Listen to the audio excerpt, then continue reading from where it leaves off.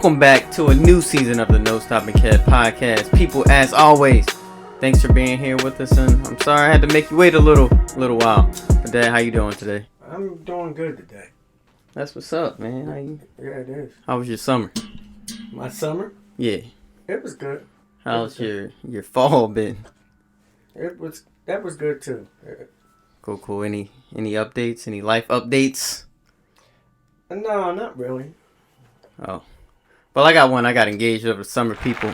So, wedding to come in 2022.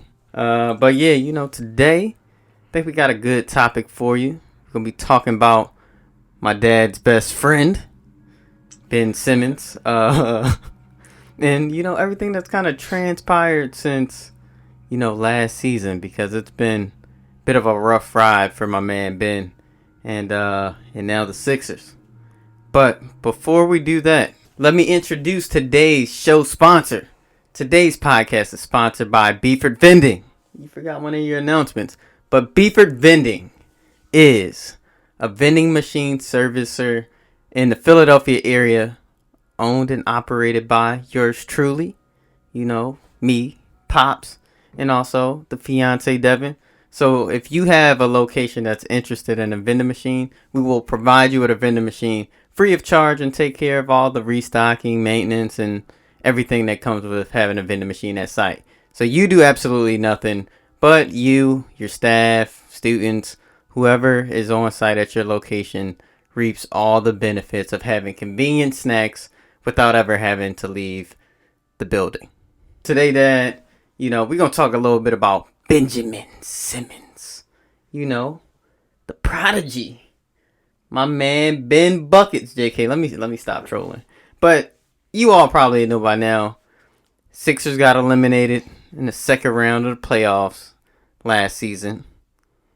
And a lot of people pointed the finger at Ben. And I say, for the most part, deservingly so. But also, Ben wasn't the complete blame.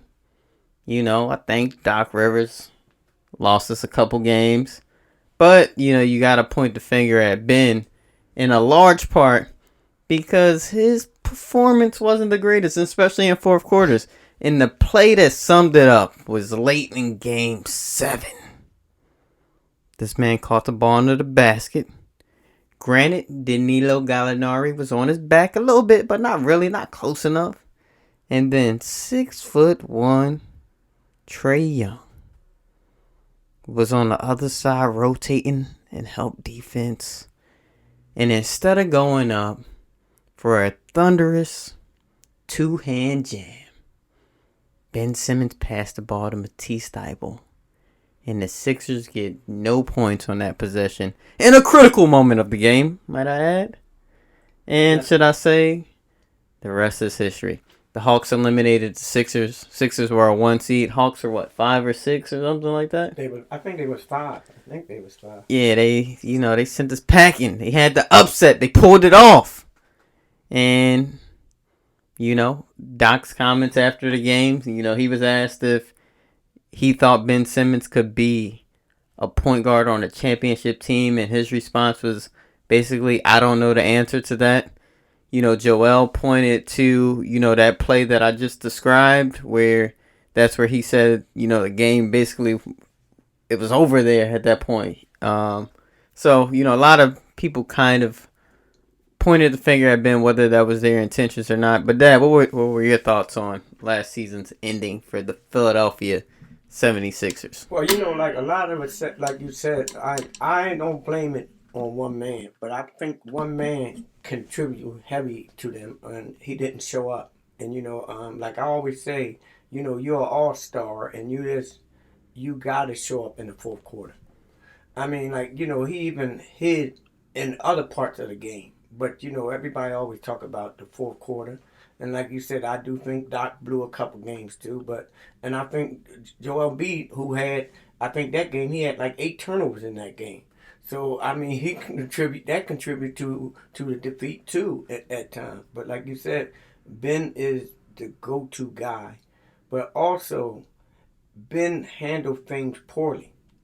I think that he bringing like he just handled it poorly. The way that he going about it, the way he going about it now, it's just like poor on himself. And I was hoping that he would came back wanting to prove it and have a good year. But like he don't even want to play. And the thing is, like what, Ben did this to himself. Nobody really did this to Ben, and Ben's still doing it. I agree. So you mentioned his stats in that series. So through 7 games, he averaged 10 points, just under 9 assists, and where the rebounds at? 6 rebounds. Golly, that's not good. But everyone points to his fourth quarter, right? And you talk about a guy whose greatest abilities are probably what, passing, defense, and then getting out in transition and scoring the ball, right? There were times where in that Atlanta series, I would see Ben circle out when it's like, dude, go to the basket, get skinny, 2-hand jam. But it was quite strange because in the fourth quarter, in game 1, he went 2 for 2. Game 2, no field goals attempted in the fourth. Game 3, 1 for 1. Game 4, no field goals attempted. Game 5, no field goals attempted. Game 6, no field goals attempted in that. Guess how many field goals he attempted in the fourth quarter of Game 7? 0. But on the bright side, he shot 100% from the floor in the fourth quarter in that series. Well, you can't really say 100% neither. If you don't take a shot, that means you don't have no percentage. But shoot, he went 2 for 2 and 1 for 1. But, when we needed Ben the most, he wasn't there. It was like when Batman just decided to go on a little hiatus and not protect Gotham City. Ben, we needed you. But to my Ben Simmons theory, I've shared this with some people. I thought about posting about it, but then I just didn't. So my Ben Simmons theory was this. After Game 7 of the Hawks, it was the first time in Ben's career where the failure of the Philadelphia 76ers could have been or was attributed justifiably mostly to him. Before that, people said Joel Embiid isn't in shape. Tobias Harris isn't a strong enough supporting cast member. They would say Brett Brown just isn't the guy coaching wise. This year, it's like, if Ben go out there and try to get a couple buckets, or if he could hit a mid-range shot, even if he just took some jump shots, much different picture. So this was the first time where it all kind of rested on Ben Simmons' shoulders, right? So I was like, cool. We always talk about trading this guy. You always say each summer, same thing happens. He goes, posts a couple videos, him knocking down threes at whatever rec center he's at. Then he comes back, and we don't see him attempting jump shots during the season. And I also point to, remember Ben was asked before, like, oh, Ben, you going to shoot the ball this and the third? And he was like, I'm an all-star. He was very complacent at that point in his career. It's like, what more do I need to do if I'm going to be an all-star? But I think it reaches a point where it's like, do you want to be an all-star or do you want to be an NBA champion? Because those are two very different things, right? So I said, if there ever was a time Ben Simmons would get his act together and actually work on improving his game, adding a jump shot to his game, it would have been this year, right? Going into this season.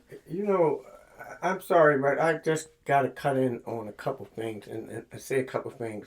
See, like when you say he's an all-star or he say he's an all-star, you know what? Do you want to be great? See, the thing is, if you all-star, see, an all-star is really picked by players really now. Like the players pick their own team now. But then, to make the roster, it's like the coaches and the fans vote the starters. Right. But like I'm saying is, you know what? To me, you ain't gotta really be a true all-star to make that all-star team. Because there's some people that I think that might have been more deserving to be on that all-star team that didn't make it. And like the thing is, do you want to work or do you want to just be an all-star, or do you want to be one of the greatest people in the league? Now, you supposed to have the potential of coming out to be as good as LeBron, but we know he ain't gonna be no good as LeBron. But I'm saying you got a chance to be there. And the other thing that I wanted to butt in and say too is, you know what, Doc got it. I don't see why. You know what? Sometimes when you have Embiid out high, why don't you make him go down in the post on some of them smaller guards or some of them, or run some picks where you get him set up there. Run plays for him that force him to do something. Run a play that force him to get into the offense, not get away from the offense. And then the same way he didn't want to practice the other day, then you'll see it. Then you need to sit him. If he ain't gonna shoot the ball, then sit him. Yeah, I agree, and that's something we've discussed in the past. And you talk about, I just you hit on a few things. One, his complacency, and I think it's. I'm not gonna say he'll never be as good as LeBron because he's still young, still has an opportunity to get himself together. I just don't know if he has the mentality to be a great person. But again, I still think this might have been one of the first times where, this dude is kind of hit adversity. The narrative around Ben is that he had it easy coming up. So I think this might have been, and maybe he really did have like a mental breakdown or some sort. Like I don't. It comes across to the masses as disingenuous.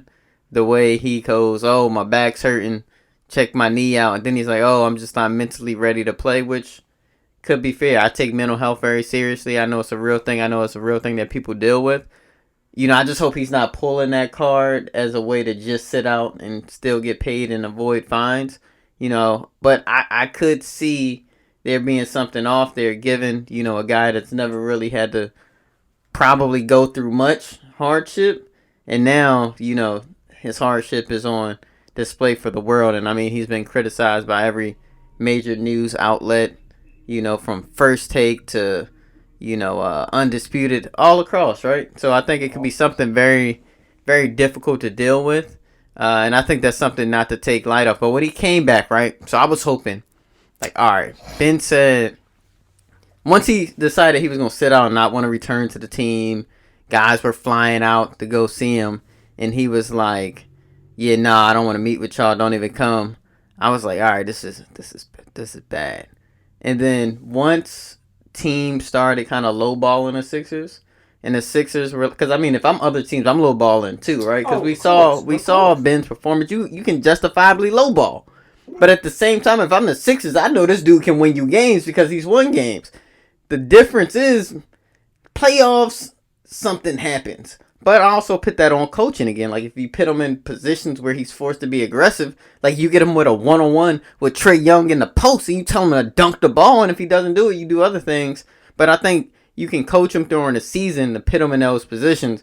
So then in the postseason, it's like, oh, this is what I've been doing all year. This is nothing new. I don't even need to shoot jump shots. I'm going to just get an ISO down low, like what Giannis does. I'm going to just go through two guys, and I'm trying to dunk the ball. Yeah. It's aggressiveness. I think to an extent, you can coach that, right? You got to put them in positions, but it also seems like, reports come out that Ben just isn't coachable at times. So I think there's a lot of things, but I say that to say some team out there is going to be willing to take a chance on Ben and say, hey, I can get this guy knocking down shots. I can make him do those things where he's aggressive in the post, taking advantage of smaller guards, because that is his advantage. To all you people out there that say, put Ben at the 4, that is pointless. He doesn't help your team. It doesn't help space the floor. You can have anybody that makes, you can find a minimum salary guy that can set screens and rebound. So why would you pay a guy $200 million to do that when his advantage is having a ball in his hand, getting downhill, penetrating, and facilitating? Because at his size, usually guys that are his size aren't fast enough to stay in front of him. And guys that are quick enough are usually too small. So that's his competitive advantage, people. Stop telling me put him at the 4, Kevin. Because I'm going to say you out your damn mind. But, just getting back to, I digress a little bit. But just getting back, some team out there is going to take a chance. So I think the Sixers are also doing the right thing by holding on to Ben for a while. And I actually like Daryl Morey's comments the other day saying, this thing could take 4 years. It won't come to that. And even Charles Barkley was like, well, he won't be the GM in 4 years if he tries this. But, I think the Sixers are playing it the right way. Because I think Ben can be an asset on a lot of teams in the league. And I think that if he does have that realization, like, hey, if I need to be great, I can just shoot. So getting back to what I was going to say before, I thought coming into like him coming back, I was hoping he would come, work, go out there and play, right? Then I was like, yo, I just need him to take a couple jump shots each game and hit the rim. You know why? Because even if he hit in the rim, somebody gonna be like, all right, I'll shoot. He's shooting. I can get him to get the ball in the hole, right? We gonna keep. All you gotta do is keep shooting. Now that we know he's over that, and then they gonna be like, he probably just not comfortable in that Sixer uniform. You put him in another team, he probably gonna be draining shots. But the dude comes to workouts, phone in his pocket one day. The next day, says he's not doing a defensive drill. Doc kicks him out. He drops the ball like a little kid and goes home. It reminded me of what I did with my players. That I pictured a scenario where I actually have kicked the kid out of the gym, and the way his body language was when he walked out. That's how I pictured it. Well, when you talk about Ben hasn't improved. Where do he come in better at from one year to another? What has he really improved on? So that's something right there. That's something right. He hasn't improved on nothing. Ben, like you say, he's like a spoiled little brat. That's what he went around. People been telling him how good he was and how good he is and all like that. But you know what? Like I said, even him being an all-star, I don't really even really consider him an all-star. When you read some of the stats off that he had, the assists, assists today ain't assists that it was. Oh, here we go. Yeah, here we go again. Because you know what? We could talk about them numbers and them numbers look good, but an assist is easier. It's easier now. How you know that in his case, the assists weren't old school assists, because he gets guys so wide open that all they got to do is put the ball up. How do you know that? You making a generalization here. I'm just talking about what assists go for today. Yeah, I know. That's all you gonna say for the time. I mean, that's a proven fact though. If you catch the ball and dribble and shoot a jump shot, that's assist. Before it wasn't assist. It wasn't. I got a question for you at the end when we get finished too. I hope I don't forget the question. You want to ask it now? You want to write it down? Or? No, I don't need to write it down. If you worried about forgetting, why not just write it down? I don't need that's to all write we it got. You got your little, note down. I don't need to jot this down. So you remember. Yeah. But yeah, when I'm looking at Ben, I was just like, I hope kids don't start doing stuff like this. Where it's like, I guess some kids do, right? Like, if you don't like a certain team, it's like, oh, I'm not playing on this team. I'll just go elsewhere. I think that there's something to be said when you know how to, kind of battle through things. And I think he's played this thing wrong the whole time. Like, if I was Ben, fast forward to before everything was in the media. Once he said, I don't really want to be here. Once he made up his mind that he wanted to run from his problem, I would have been like, I would have gone to the Sixers front office quietly. Like, hey, listen, I want to trade. We don't got to blow this thing out. I'm going to keep it quiet on my end. I'll come back, play. But there was already rumors of him being shopped to begin with, which he probably didn't like. Them choosing Embiid over him as the franchise centerpiece. So, I just been like, listen, I'm going to just come back. I'm going to play next season. Just try to find a deal out there before whenever and get me out here. And the Sixers would have done that. And then it wouldn't have been, oh, teams are trying to lowball the Sixers because, now they know you don't want to be there. It's like a James Harden situation. James Harden made it clear he didn't want to be in Houston. So teams knew, if Houston wanted to get something for James Harden, they would have to, take pennies on a dollar pretty much. And that's what they tried to have happen again with the Sixers. But I think Daryl Morey is playing it perfectly and holding on. Be like, no, my guy is not worth your little bums and your little, second round draft picks or whatever. We need a big name in here that's gonna keep us at a playoff caliber, championship caliber team. And so, the way Portland playing right now, Dame might be alright. But I can tell you some names that may come out there in a few weeks or so. I would like to see potentially a Bradley Beal trade from Washington because we know Washington ain't going nowhere. No sense in Bradley Beal wasting his prime in that wasteland. Another team out west is struggling. The Lakers. They need some defense, right? They need some defense. Westbrook for Ben? I don't know. Would I be mad? Hell no. I mean, no, I couldn't be mad at that trade neither but see, one thing is, Westbrook gonna come to play, but here go another person in the playoffs too, though. You saying Westbrook in the playoffs? Westbrook, what did he really do in playoffs? His my man has been to the finals. Oh, I know where he almost been there twice. I know where he been. I know where he been. So does his numbers really drop in the finals? Yeah. Or I mean in the playoffs? Yeah, I think his numbers drop in the playoffs. I have to check that, but his shooting, cause. But I mean, yeah, teams key in on you. Like, there's reasons for that, but you got to look at some of those teams that have gone to the playoffs, and they just didn't work / didn't have the help he needed. Like that year, he went with Carmelo and Paul George. Those guys were struggling. I think Westbrook would be better than Ben. Like I said, like Ben has good. Like during the regular season, players do this. I don't really see in the years that Ben been here or playoffs where he really kind of showed all-star potential.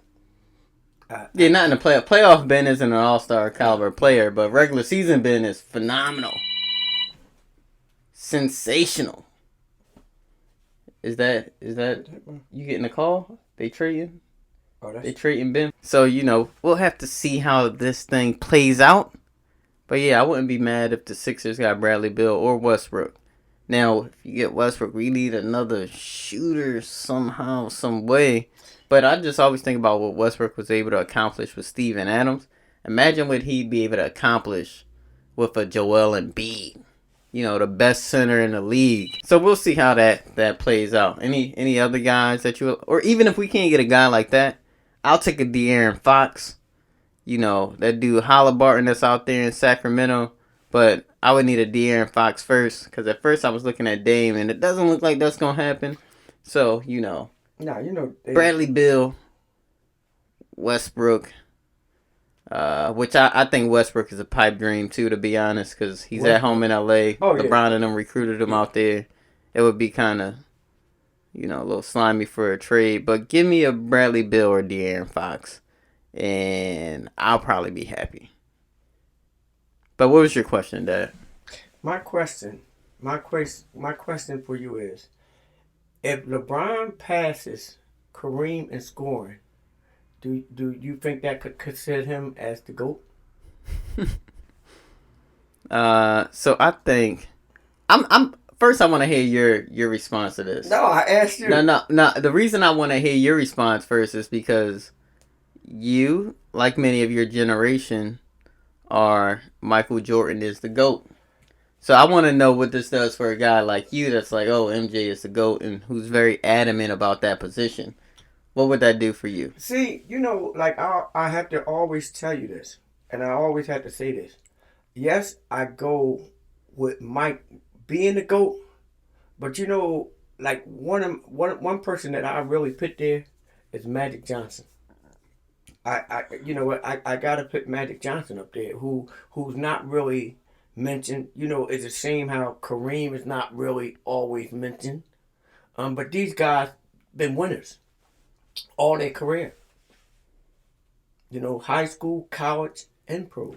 All right, so I'm gonna remind you of your question now. Okay. All right. I'm gonna go back. Like I said, no, I don't put LeBron because he passed his Kareem in points that he would be the GOAT. And you know why? Why? You have no reason why. Scoring today is a lot easier scoring than it was back then. So I'm not just gonna make it because he scored more now. And how many years has he played? So that's why Kareem played a lot of years too. Kareem played probably more years than he should have. A couple more years than he should have. Maybe so. But I get what you're saying. I can't argue that scoring today is a little bit easier, But So if I'm answering that question,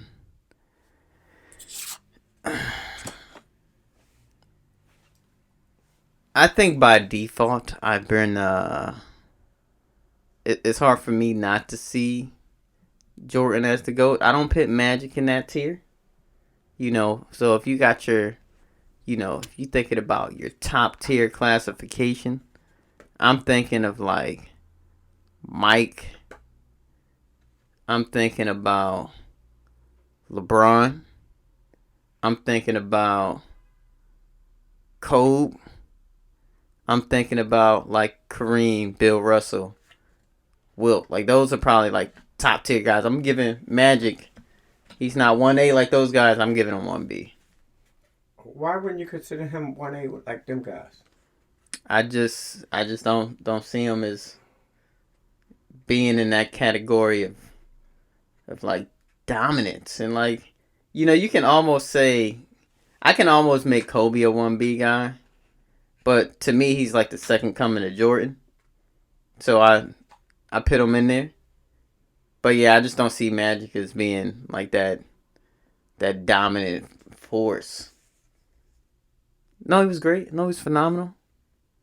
One of the greatest point guards ever, if not the best point guard ever. So you put LeBron as really a dominant player? Yes, because to win the finals for like the last decade, you had to go through a LeBron James team. All LeBron teams wasn't great. But you still had to go through his teams.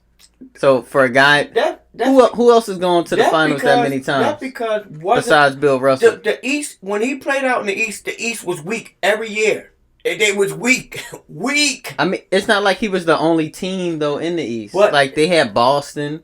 They was weak. Like those teams were competitive. I'm not gonna say they were. Sure, the standings weren't as tight as they were like in the West, where 1 through 10 were jockeying for seeding. But you still had solid teams in the East. Who? We're going to say Toronto was. Toronto was solid, but, Lowry would, crap the bid some years. Sometimes in the playoffs, they just came up short. They had Boston in the East. Boston came up, like, really, they was there when Garnett was there. At that time, they were tough back then. But they went. They went. I think did LeBron beat them out back then? LeBron went to Miami, and then that's when Boston started to go down a little bit. Right. But I ain't gonna sit up here and say there was nobody for him to play. I mean, you can say the East weak. Would you say the East is still weak or no? Huh? Is the East still weak or no? The East is they weak. You got the favorite to win the championship in the East right now. Okay. You got a team that just won it in the East right now. Okay. And so I'm not gonna say they that weak. So you're not saying the East is East is no longer weak as they were. They not weak as they were. You're saying they're at their highest point basically than they were in the last decade. Yeah. All right, that's fine. Yeah. Because what other teams are competitive in the East right now? Milwaukee, Brooklyn. You got Miami in the East, right? Miami. Right. You got Yeah. Chicago's probably gonna be pretty tough this year. You got the Sixers, and then you probably have like Indiana. Yeah. Charlotte might make some noise, win some games. I'm not really worried about Orlando. Not really worried about the Knicks. So yeah, 7 and 8 are probably gonna be a toss up. The Knicks surprised everybody last year. Who knew? Yeah. I mean, yeah, they'll probably be like 6 seed with Atlanta. Yeah, so the East is tough. So yeah, you got like Brooklyn, Milwaukee, Philly, Miami, Chicago, Atlanta, New York. It ain't like it was. It's a little bit. Maybe strong. Charlotte. It's a little bit better. But even so, LeBron would have run through those teams as well. Okay. Brooklyn might have given them a little bit of trouble because they got 2 of the top players, in the league right now. But LeBron he beat the 2016 Warriors. And you know what? That was pointed out too. You know what? That's the game when they suspended what's his name? Draymond. That's when they suspended him. Yeah, they came. He played Game 7. they suspended him in Game 6. That if he really didn't get suspended, it might didn't even go that far. It might didn't even go that far if he didn't get suspended. It might have wasn't even been a Game 7. So you pitting a lot of you saying Draymond that guy now. Draymond that guy. Draymond plays a good role. He's a good role player. Sure. He's a great role player. Sure. Right. But now you saying, Draymond Green there. It could have made. Draymond Green there. It could have made a difference. I'm just. It could have made a glad. difference. All right, cool. I mean, you put a lot if he played, he the difference maker. He the difference. So Draymond make or break that series is what you're saying. Draymond Green, who you know you talking about guys that are deserving to be all stars or not? Is Draymond an all star? He made the All-Star team, right? Ben made the All-Star team too. Yeah. So there are people that. But I'm saying, is he one of those guys in the Ben bucket where it's like, you're a questionable All-Star, buddy, or is he an All-Star? I would probably go for Draymond before I would go for Ben. That's not the question. I'm saying, is he in the Ben? What bucket is he in? Is he a legit All-Star, like certified, stamped, or is he like, you got thrown, you got lucky? So that where you put Ben at? That's where you put Ben at. So you put Ben in that category. Right? I'm talking about for you because you. No. You stop trying to change. Why you trying to deflect? You just said. You asked me. Based on Ben's based on his regular season performance, Ben is an all-star. I will say that my man is phenomenal. He's better than Draymond Green in the regular season. In your words, Draymond couldn't carry Ben's jockstrap in the regular season. In the postseason, different story. So my question to you, sir. What bucket is Draymond in when it comes to All-Stars for you? I'm not gonna put him in the Stephen category. So you put him in the bucket with Ben. Let's get to it because you always gotta dance around it. Go ahead, bucket with Ben. I had a teacher in elementary school that called me Senator Beefer, but you be dancing around questions like you Senator Beefer. Put him we'll put him in there. All right. We'll put him in there. So I just need you to say that. Make that clear for me. What bucket is he? I put him in the top of Ben bucket. I put him in the top. He's in the top of the Ben bracket. Yeah. All right, those guys. All right, cool. So it's really just them two in there. Ben at the bottom. It's really just them two in here. No, it might be more. It might be more. I don't think so, Dad. I would have to look at it. I don't think so. But yeah. So you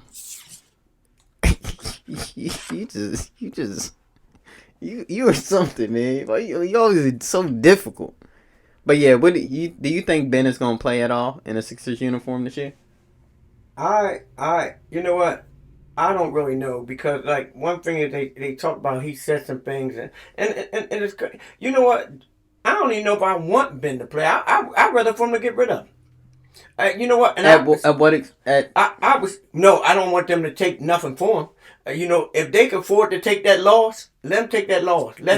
I would find a way. If it was me, I would want to find a way where he don't get no money. He don't get paid. I would rather for him to find. You know what? And I was hearing some kind of thing. They were talking about Kyrie, right? Mm-hmm. They were saying if Kyrie don't play no game this year, right?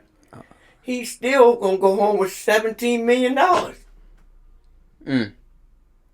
That's crazy because Kyrie's out. I mean, yeah. They said if he don't play, if he don't even play, he'll still make $17 million this year. So what the hell? What do he got to lose to sit now? What he lose? He lose what? What do he get like 35 to 40 million? So let's say he lose $20 million. He still make $17 million, and he only had to go out and play and get hurt. He only had to go to practice. I like that. But yeah, it'll be interesting to see how that kind of plays out. With Ben, you have people that say, the Sixers should just get rid of him now. Just cut our losses, right? I'm not one of those guys. No. I actually want to see him play because I think that's the only thing that's going to be mutually beneficial for both Ben and the Sixers. I think if he goes out there and play, demonstrates his old self, and again, take a couple jump shots, just hit the rim. I don't even need him to go in. You just got some GMs out there, your willingness to shoot, because that's been the problem, right? That's been the biggest critique, is that he wasn't even willing to shoot. He wouldn't even look at the basket in that series against Atlanta. So if he goes out there, just hit the rim. Boop, boop, boing. But you know, boing. You know another thing. Boing. I think I live with that. I think Ben is really hurting himself now. Oh yeah, he is. And I think that you know what? Because now, what if you spend some money, or even if you get him, and you bring him to your organization, and he want to act like this? I think depending on where he goes, I don't think he'll act like this. If things don't go right, like they went here, yeah, there's a potential for him to act that way because that's in him. That's the way that he is right now.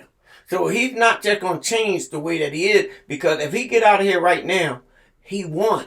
He won what he won. Yeah. So now, if things go sour, a little bit sour. Oh yeah, it's always there. You're always thinking like, right. He got to mature. He'll quit on you. He got to mature. Yeah, he got to mature. And it could just be a matter of he played a bad game of chess with this situation. But this been going on. This, you know what? It's just really been exposed this year. This been going on for years. Yeah, I mean, yeah, his habits haven't been the greatest. Like, we've heard stories about how he doesn't practice. Right. Shows up late to practice and all like that. But as far as I was speaking about this situation with him wanting to force his way out of Philly, I just think he didn't make the right moves and trying to do that. He definitely did. What he needed to do, what he probably really needed to do, was come back and play. Yeah, then absolutely. That's the way you really could have. You come back after you coming back, offer something, and you want to just tell somebody, "Oh, I ain't gonna do this." That's like that's like you would tell me some stuff for me when you was young. No, man, you better get your ass in that room and something like that. You ain't gonna dictate this. Yeah, and I think that's what Doc tried to do at that practice where he kicked him out. He put his foot down, but he should have put his foot down and told him to get his ass in the post and do some things sometime. Or take a shot sometime.